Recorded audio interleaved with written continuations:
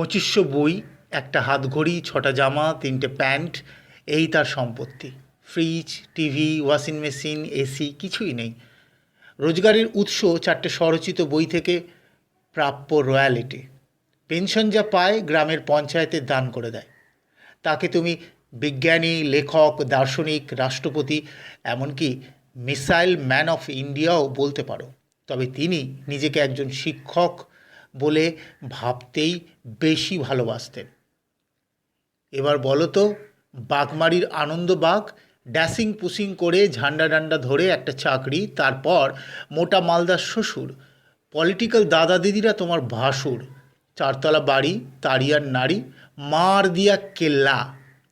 ঈশ্বরের সাথে তোমার তফাৎ এটাই, তুমি বাঘমারিতে থাকো অথচ এমন ভাব করো বাঘ মেরে বসে আছো।